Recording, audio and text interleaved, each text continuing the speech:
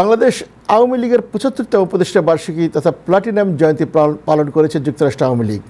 এই উপলক্ষে রোববার দিনব্যাপী আয়োজিত বর্ণাঢ্য কর্মসূচির মধ্যে ছিল পথশোভাযাত্রা, আলোচনা সভা ও সাংস্কৃতিক অনুষ্ঠান।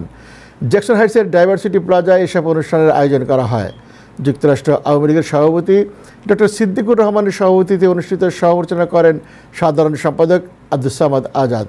এতে দলীয় নেতৃবৃন্দ বক্তব্য রাখেন এবং বিপুল সংখ্যক দলীয় নেতাকর্মী এ সময় উপস্থিত ছিলেন। সাংস্কৃতিক অনুষ্ঠানে প্রবাসের জনপ্রিয় শিল্পীরা সঙ্গীত পরিবেশন করেন।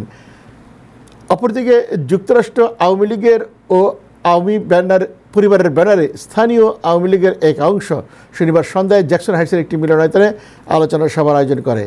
সংগঠনের সহসভাপতি মাহবুবুর রহমানের সভাপতিত্বে অনুষ্ঠিত এই সভায় ডক্টর প্রদীপ কর, নিজাম চৌধুরী, মহিউদ্দিন দেওয়ান, আব্দুল হাসিব মামুন, মোহাম্মদ আলী সিদ্দিকী সহ আরও অনেকে বক্তব্য রাখেন।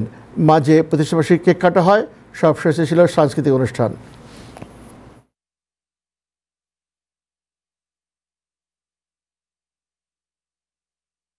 যদি